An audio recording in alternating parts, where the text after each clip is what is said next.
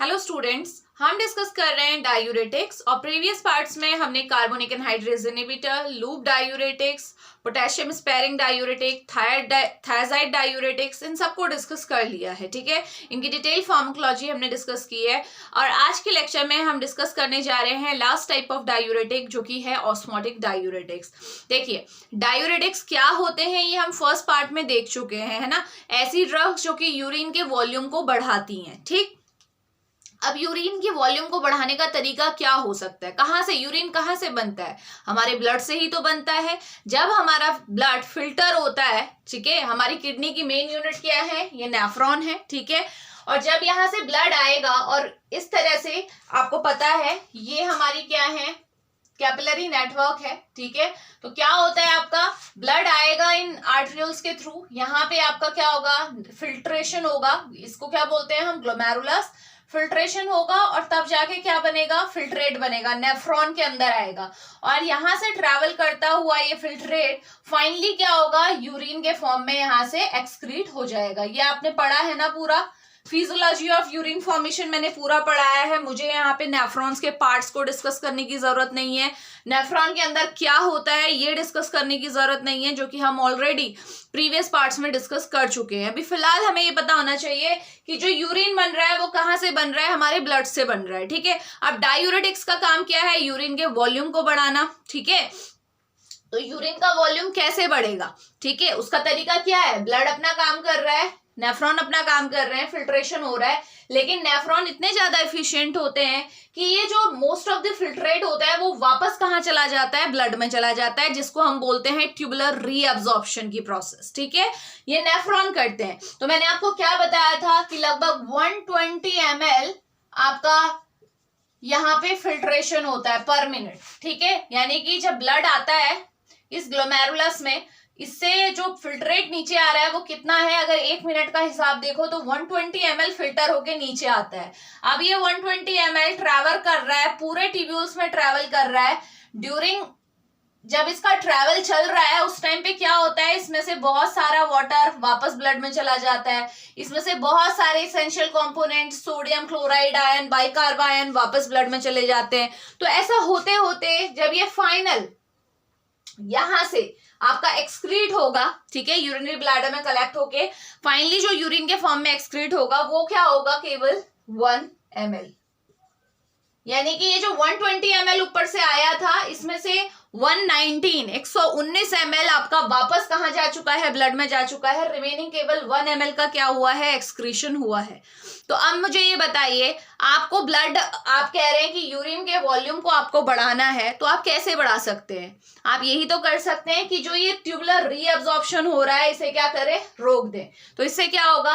ऊपर से जितना ब्लड आपका फिल्टर हो रहा है, जितना फिल्ट्रेट नीचे आ रहा है 120 ml, वो पूरा का पूरा मैक्सिमम पार्ट उसका क्या हो जाएगा? एक्सक्रीट हो जाएगा। और यही काम क्या करते हैं? हमारे डायूरेटिक्स करते हैं। यही पढ़ा था, इनका काम यूरिन के वॉल्यूम को ऐसे ही बढ़ाते हैं ये, ठीक है। तो अब बात आती है ऑस्मोटिक डायूरेटिक्स की। भाई कि ऑस्मोटिक डायूरेटिक्स कैसे काम करते हैं? आपने देखा कि और जो डायूरेटिक्स थे, लूप डायूरेटिक्स कहाँ काम कर रहे थे? लूप ऑफ हेनले में। थायजाइड डायूरेटिक कहाँ काम कर रहे थे? डीसीटी में, ठीक है। ऐसे ही पोटेशियम स्पेयरिंग डायूरेटिक कहाँ काम कर रहे थे? कलेक्टिंग डक्ट में, है ना। कार्बोनिक एनहाइड्रेज इनहिबिटर कहाँ काम कर रहे थे? हमारी पीसीटी में। तो ऐसे ही हमारे जो ऑस्मोटिक डायूरेटिक्स होते हैं वो कैसे काम करते हैं इन्हें हम समझेंगे। उनकी वजह से कैसे यूरिन का वॉल्यूम बढ़ता है इसे हम समझेंगे, ठीक है। तो सबसे पहली बात जो आपको दिमाग में रखनी है कि ऑस्मोटिक डायूरेटिक्स के मैकेनिज्म को लेके 2 थ्योरी आपकी पोस्टुलेटेड है, ठीक है। एक है ओल्ड थ्योरी, एक है लेटेस्ट थ्योरी। तो पहले हम ओल्ड थ्योरी को देखेंगे कि पहले क्या बोला जाता था। जो पहले की थ्योरी है वो क्या कहती है कि किस तरीके से ऑस्मोटिक डायूरेटिक वर्क करते हैं, और फिर हम लेटेस्ट थ्योरी पे आएंगे, ठीक हो गया। तो देखो क्या होता है, ये जो ऑस्मोटिक डायूरेटिक होते हैं ना, आपको पता है सिंपल, यहाँ पे देखो पूरा जो हमारा नेफ्रॉन की ये ट्यूब्यूल है, ठीक है, यहां से स्टार्ट कर रहे हैं हम। जैसे ग्लोमेरुलस है, प्रॉक्सिमल कॉन्वोल्यूटेड ट्यूब्यूल है, ये लूप ऑफ हेनले है। यहाँ पे आपको पता है पूरे में क्या होता है? रीअब्जॉर्प्शन की प्रोसेस होती है। रीअब्जॉर्ब होके कोई भी कंपोनेंट कहाँ जाता है? वापस ब्लड में जाता है। इस तरीके से हमारी पेरिट्यूबुलर कैपिलरी का नेटवर्क प्रेजेंट होता है थ्रू आउट द नेफ्रॉन। जो हमारी ट्यूब्यूल होती हैं इस तरीके से आपका पूरा नेटवर्क प्रेजेंट है, जिसे मैं अटैच कर दे रही हूं इससे, देखो। ठीक है, तो ये हमारा ब्लड सर्कुलेशन है। ठीक, आप देखो क्या करते हैं ऑस्मोटिक डायूरेटिक, इन्हें समझने की कोशिश करो। ठीक, सबसे पहले तो जो मैंने आपको पहले भी बताया है, यूरिन जब कंसंट्रेशन डाइल्यूशन का हमने मैकेनिज्म, काउंटर करंट मैकेनिज्म मैंने आपको बताया था, पूरा डिटेल में हमने पढ़ा हुआ है लेक्चर, अगर नहीं पढ़ा है तो उसे भी देखिएगा आप। तो उसमें मैंने आपको क्या बताया था कि कोई भी चीज है, ठीक है, आपका फिल्ट्रेट, सपोज यहां से आपके ब्लड की ऑस्मोलैरिटी कितनी होती है, क्योंकि ऑस्मोटिक डायूरेटिक है, यानी कि कुछ ना कुछ इसका ऑस्मोसिस से लेना देना है। और ऑस्मोसिस से क्या समझते हो? वाटर का movement from high concentration to low concentration. Water कहां से कहां मूव करेगा? High to low.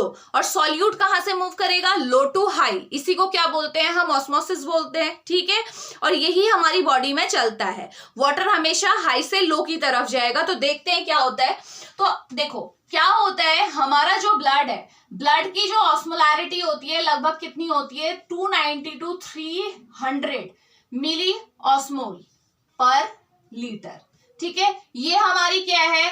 ब्लड की ऑस्मोलैरिटी है। ठीक, अब होता क्या है, देखो होता ये है कि हमेशा ध्यान रखना, किसी भी चीज को ब्लड में एंट्री लेने के लिए, सपोज यहाँ पे आपका फिल्ट्रेट है, मैं इसे ग्रीन कलर से दिखा रही हूँ। ठीक है, जो फिल्ट्रेट ऊपर से आया है, जो यहाँ पे आपका ब्लड आया था, ब्लड ने यहाँ पे क्या किया? फिल्ट्रेट, ग्लोमेरुलस में फिल्टर हुआ और ये फिल्ट्रेट बना, जो कि नेफ्रॉन के अंदर आया, पीसीटी पार्ट में आया। ठीक है, देन ये कहाँ आया? आपके जो हमारी डिसेंडिंग लूप ऑफ हेनले है, इसमें पहुंचा। तो होता क्या है, देखो ये जो हमारा लूप ऑफ हेनले वाला पोर्शन है, यहाँ पे भी वही होता है, मैं केवल इस पार्ट को लेके चल रही हूँ। होता क्या है कि अगर मैं ये कह रही हूं, हमें पहले से पता है कि ये पार्ट क्या है? हाईली वाटर परमिएबल है, यानी कि यहां से वाटर क्या करता है? मूव करके कहां चला जाता है? ब्लड में चला जाता है, इस पार्ट में। और ये वाला पार्ट क्या है? वाटर इम्परमिएबल है, जो असेंडिंग लूप ऑफ हेनले है। ठीक है, तो होगा क्या, देखो इस यहां से वाटर को यहां जाने के लिए कंडीशन है, जो मैंने अभी आपको बताई। ऑस्मोसिस में क्या होता है? हमेशा हाई टू लो कंसेंट्रेशन आपका मूवमेंट होता है। वाटर जहां हाई ज्यादा है वहां से कम की ओर जाएगा।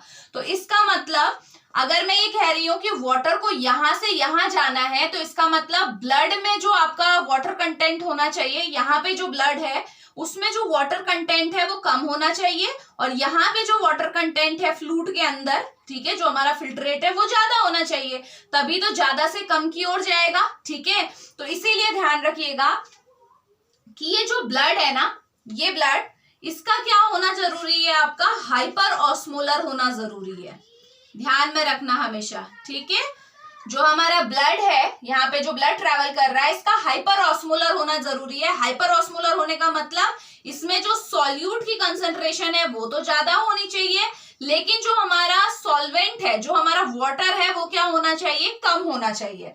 तभी जाके क्या होगा? ये मूवमेंट पॉसिबल है। ठीक है, तो यहाँ पे हाई और यहाँ पे लो, तो लो वाटर होने का मतलब हाइपर ऑस्मोलर। ये कंडीशन हर जगह अप्लाई होती है, ये केवल नेफ्रॉन और वाटर के बीच में ही नहीं है, ये आपका ब्लड, सॉरी, नेफ्रॉन और ब्लड के बीच में ही नहीं है, ये ब्लड और सेल्स के बीच में भी यही कंडीशन है अप्लाई। ठीक है, चलिए उसे भी कर लेते हैं, क्योंकि सेकंड थ्योरी इसी पे बेस्ड है। तो ये अगर ये हमारा ब्लड है, ठीक है, ये हमारी ब्लड स्ट्रीम है, और ये हमारा क्या है? कोई सेल है। ठीक है, तो यहाँ पे भी वही कंडीशन अप्लाइड होगी। अगर आपका क्या है? ब्लड हाइपर ऑस्मोलर है, हाइपर ऑस्मोलर, अगेन अगर यहाँ पे क्या है? आपका वाटर कंटेंट क्या है? आपका कम है, और सॉल्यूट कंटेंट क्या है? ज्यादा है, तभी जाके क्या होगा? सेल के अंदर से आपका वाटर ड्रैग होता हुआ ब्लड में आ सकता है। अदरवाइज ऐसा कभी नहीं होगा कि सेल के अंदर से आपका वाटर ब्लड में आ रहा है, ध्यान में रखेंगे। यानी कि अगर ब्लड को वाटर को ड्रैग करना है कहीं से भी, तो उसका हाइपर ऑस्मोलर होना जरूरी है। जब उसके पास वाटर कम होगा, तभी किसी ज्यादा वाटर वाली जगह से उसके पास वाटर आ सकता है। दोनों केस समझ में आ रहे हैं? ठीक हो गया। अब देखो होता क्या है, यानी कि ये मैं कह सकती हूं कि ब्लड का हाइपर ऑस्मोलर होना जरूरी है, और जो फिल्ट्रेट है, ये जो फिल्ट्रेट आपको दिख रहा है, इसका हाइपो ऑस्मोलर होना जरूरी है। हाइपो ऑस्मोलर, हाइपोऑस्मोलर का मतलब क्या हुआ बेटा, ये मतलब क्या बता रहा है कि वाटर ज्यादा हो और सॉल्यूट कम हो, यही है, यानी कि वाटर ज्यादा होना चाहिए तभी तो ज्यादा से कम की ओर जाएगा। सेम यहाँ पे भी, यानी कि जो इंटरस्टिशियम जो आपका सेल के अंदर का जो फ्लूइड है इंटरस्टिशियल फ्लूइड, यहाँ पे भी यही सेम आपका चीज चलेगी। यहाँ ये भी क्या होना चाहिए आपका, हाइपर ऑस्मोलर होना चाहिए, तभी आपका क्या होगा, ये आपका मूवमेंट पॉसिबल है। ठीक है, अब देखो हमारे ऑस्मोटिक डायूरेटिक क्या करते हैं, ये एक जनरल केस था जो मैं आपसे डिस्कस कर रही थी। ठीक है, अब ऑस्मोटिक डायूरेटिक क्या करते हैं, जैसे एग्जांपल ऑस्मोटिक डायूरेटिक का एग्जांपल सबको पता होगा। ठीक है, क्या है, मैनिटॉल। ठीक है, ये मैनिटॉल क्या करता है, मैनिटॉल क्या है, जब भी फिल्टर होता है, ठीक है, मैनिटॉल की एक खासियत है, इसका रीअब्जॉर्प्शन नहीं होता है। ठीक है, ये अगर बॉडी में दिया जाएगा मैनिटॉल, ठीक है, चाहे आप डायरेक्टली ब्लड स्ट्रीम में दे रहे हैं, तो क्या होगा, ये आपका एज इट इज फिल्टर होके कहाँ आ जाएगा, फिल्ट्रेट में आ जाएगा, और बॉडी में भी किसी और पार्ट में इसका एब्जॉर्प्शन नहीं होता है, ये इसकी खासियत है, ध्यान रखिएगा। तो क्या हुआ, देखो आपके ब्लड में क्या है, मैनिटॉल प्रेजेंट है, मैं उसे किससे कर रही हूँ, ब्लैक कलर से डिनोट कर रही हूँ, इस तरीके से ब्लड आपके सर्कुलेशन में क्या है, मैनिटॉल है। ठीक है, किसी इंसान को ऑस्मोटिक डायूरेटिक दिया गया है, तो ये जो मैनिटॉल है ये कंप्लीटली फिल्टर हो जाएगा और कहाँ आ जाएगा, हमारे न्यूरॉन्स के अंदर, हमारे ट्यूब्यूल्स में आ जाएगा। अब ये ट्यूब्यूल्स में आके क्या करेगा, देखो अब ये ट्यूब्यूल्स में आके क्या कर रहा है, जो ट्यूबुलर फ्लूइड है इसे क्या बना दे रहा है, हाइपर ऑस्मोलर बना दे रहा है। कैसे हाइपर ऑस्मोलर कैसे होगा, आपका मैनिटॉल क्या है, सॉल्यूट है, वो ऐड होता जा रहा है ट्यूबुलर फ्लूइड में, तो यहाँ पे क्या होगा, आपका जो सॉल्यूट की कंसंट्रेशन कम हुआ करती थी अब वो क्या हो जाएगी, ज्यादा हो जाएगी, और कंपैरेटिवली जो वाटर है वो क्या हो जाएगा, कम हो जाएगा, क्योंकि ये दोनों क्या चलते हैं, एक साथ चलते हैं, है ना। अगर आपका क्या है, सॉल्यूट की कंसंट्रेशन बढ़ती जा रही है तो इसका मतलब उसके प्रोपोर्शनेट अमाउंट में वाटर आपका कम होता जा रहा है। तो अब यहाँ पे सिचुएशन अपोजिट हो गई, देखो आपने मैनिटॉल दिया, मैनिटॉल देने की वजह से ये हाइपोऑस्मोलर जो फ्लूइड होना चाहिए था वो क्या हो गया है, आपका हाइपर ऑस्मोलर हो गया है। तो अब ये हाइपर ऑस्मोलर होने की वजह से क्या होगा, क्या ये मूवमेंट पॉसिबल है, क्या ये मूवमेंट पॉसिबल है, नहीं है। इसके कंपैरिजन में अब ये हाइपर ऑस्मोलर हो चुका है और इसके कंपैरिजन में जो आपका ब्लड है वो क्या हो चुका है, आपका हाइपो ऑस्मोलर हो चुका है। इस चीज को समझ रहे हैं ना, क्योंकि हाइपर ऑस्मोलरिटी और हाइपो ऑस्मोलरिटी दोनों एक दूसरे के प्रोपोर्शनेट अमाउंट में चलती है। अगर मैं ये कह रही हूँ कि ट्यूब्यूल के अंदर जो फिल्ट्रेट है वो हाइपर ऑस्मोलर हुआ है, तो वो मैं किसके हिसाब से कह रही हूँ, ब्लड के हिसाब से, यानी कि इसमें इतने ज्यादा सॉल्यूट ऐड हो गए हैं कि अब जो ब्लड है, ब्लड से ज्यादा ये हाइपर ऑस्मोलर हो चुका है, तो अब ब्लड क्या हो गया है, हाइपो ऑस्मोलर। तो आप खुद बताइए कि क्या, यानी कि आपका ब्लड में जो है सॉल्यूट आपका क्या है, अब कम है इसके कंपैरिजन में, और वाटर क्या है आपका ज्यादा है। तो क्या अब ये मूवमेंट हो पाएगा, जो रीअब्जॉर्प्शन की प्रोसेस हो रही थी वो हो पाएगी, नहीं होगी ना। यानी कि ऊपर से जो हमारा फिल्ट्रेशन हुआ था 120 ml पर मिनट, ठीक है, 120 ml आपका एक मिनट में फिल्टर हो रहा था, तो वो जब यहाँ से ट्रेवल करेगा तो उसमें से वाटर का जो रीअब्जॉर्प्शन है थ्रू आउट द ट्यूब्यूल्स, ठीक है, जहां जहां पे होता है, कुछ पार्ट तो आपको पता है वाटर इम्परमिएबल है, उनसे तो हमें कोई मतलब है नहीं, लेकिन जहां पे भी वाटर का रीअब्जॉर्प्शन हुआ करता था अब वो रीअब्जॉर्प्शन नहीं होगा ड्यू टू मैनिटॉल,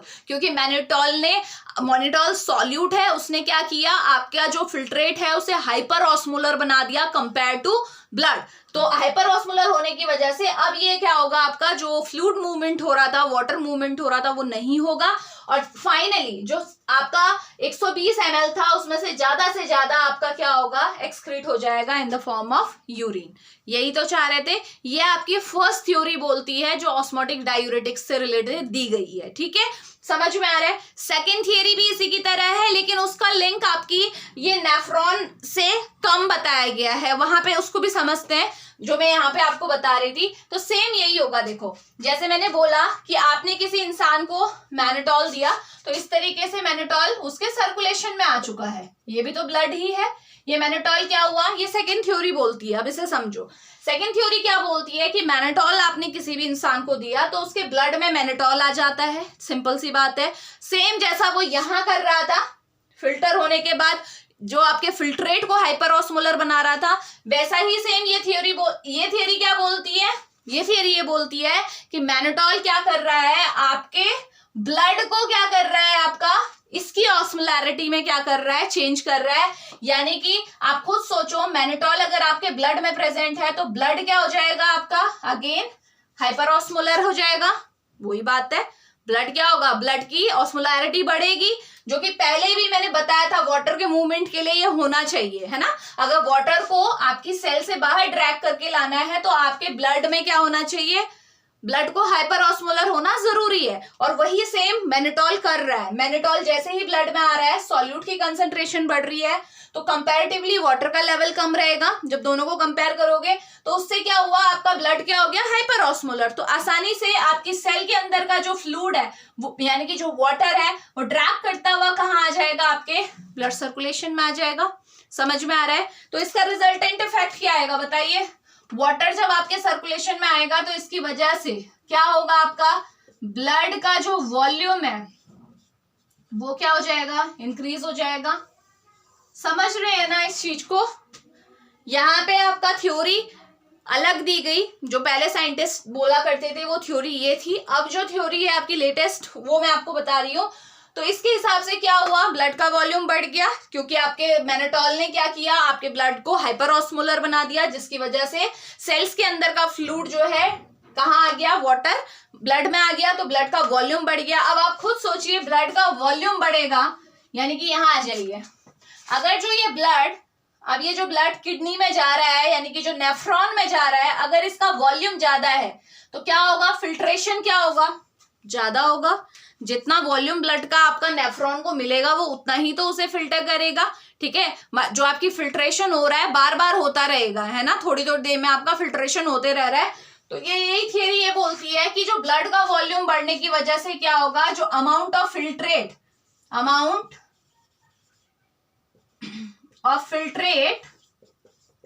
जो कहा जा रहा है आपका, गोइंग टू नेफ्रॉन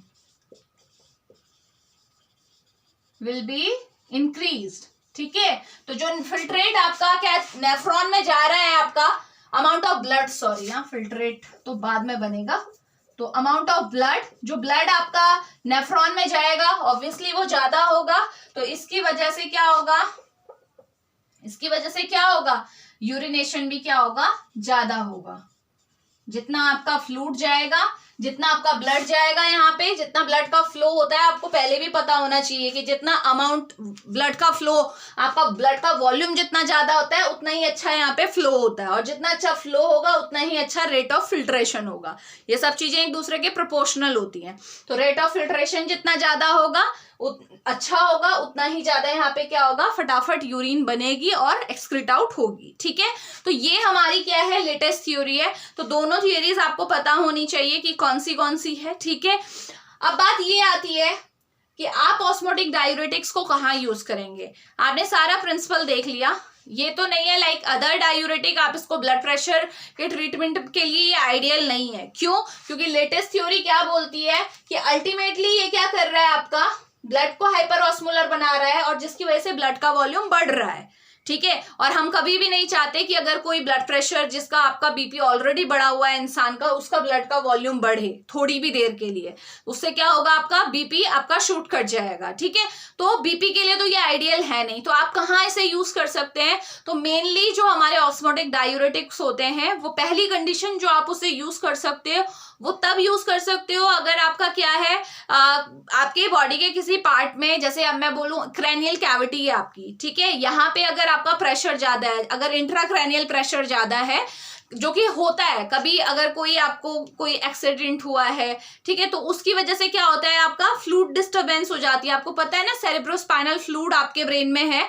तो हम क्या करते हैं, जो एक्सीडेंट की वजह से या ब्रेन में जो आपकी चोट लगी है उसकी वजह से वो फ्लूइड के अंदर जो प्रेशर क्रिएट होता है ना, उसे प्रेशर को न्यूट्रलाइज करने के लिए हम क्या करते हैं, ये ड्रग देते हैं मैनोटॉल। मैनोटॉल क्या करेगा, आप मैनोटॉल को दीजिए, ये सेल सपोज ये आपकी ब्रेन की सेल है, तो क्या होगा, आपका मैनोटॉल आप दोगे तो ब्रेन के जो आपके अंदर जो क्रैनियल कैविटी में जो फ्लूइड है आपका, वो उसे ड्रैग करता हुआ कहाँ ले आएगा, अपने पास ले आएगा, मैसेज पूरा आपको प्रिंसिपल पता है कैसे लाएगा। इसकी वजह से क्या होगा, जो आपका इंट्राक्रैनियल प्रेशर जो बढ़ा हुआ है वो क्या हो जाएगा, कम हो जाएगा। तो पहला केस तो ये बनता है। ऐसे ही आपका ऑकुलर प्रेशर के लिए भी आप कर सकते हो, यानी कि आपके बॉडी में अगर कहीं पे भी आपका किसी भी ऑर्गन के अंदर प्रेशर आपका बढ़ा हुआ है तो उसको कम करने के लिए आप ये यूज कर सकते हो, क्योंकि प्रेशर को न्यूट्रलाइज करने के लिए आपको उस ऑर्गन से फ्लूइड को ड्रेन करना पड़ेगा, बाहर निकालना पड़ेगा। तो वो ये आसानी से कर सकता है, आपको पता है, क्योंकि इसका काम है ये कि ब्लड को हाइपरऑस्मोलर बना देता है,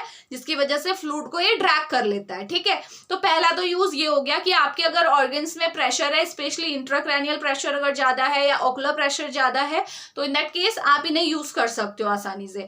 सेकेंड केस क्या बनता है कि अगर आपको टॉक्सिक सब्सटेंस को बॉडी से बाहर निकालना है, ठीक है, अगर किसी पर्टिकुलर किसी चीज की पॉइजनिंग हो गई है और आप चाह रहे हो पॉइजन फटाफट से आपकी बॉडी से ब्लड से बाहर निकल जाए, तो उस केस में भी आप इसे यूज कर सकते हो। प्रिंसिपल यही रहेगा। आपने देखा कि किस तरीके से ये ब्लड वॉल्यूम बढ़ाता है और उसके बाद जो आपका ब्लड फ्लो होता है नेफ्रॉन की तरफ वो बढ़ जाता है। तो ज्यादा से ज्यादा ब्लड, सपोज आपके ब्लड में कोई टॉक्सिक सब्सटेंस आ गया है, जितना अच्छा ब्लड फ्लो रहेगा नेफ्रॉन पे, उतना ही जल्दी वो पॉइजनस सब्सटेंस फिल्टर होके यूरिन के फॉर्म में बॉडी से बाहर हो जाएगा। अदरवाइज वो ब्लड में बहुत टाइम तक रह जाएगा और नहीं तो टॉक्सिक आपके और ऑर्गन्स पे टॉक्सिक इफेक्ट प्रोड्यूस करने लगेगा। समझ रहे हैं? तो अगर किसी टॉक्सिक सब्सटेंस को बॉडी से फटाफट निकालना है तो आप मैनेडोल दे सकते हैं, क्योंकि मैनेडोल अगेन ब्लड के फ्लो को बढ़ाता है नेफ्रॉन में फटाफट वो ब्लड आएगा जिसमें टॉक्सिक सब्सटेंस है, फटाफट आपकी किडनी उसे फिल्टर करेगी वाया नेफ्रॉन और यूरिन के फॉर्म में एक्सक्रीट आउट कर देगी। तो ये था ऑल अबाउट ऑस्मोटिक डायूरेटिक्स। अब हमारा डायूरेटिक्स की जो सीरीज है वो कंप्लीट हो चुकी है। नेक्स्ट लेक्चर में हम डिस्कस करेंगे एंटी डायूरेटिक हार्मोन। तो चलिए मिलते हैं नेक्स्ट लेक्चर में। Thank you so much.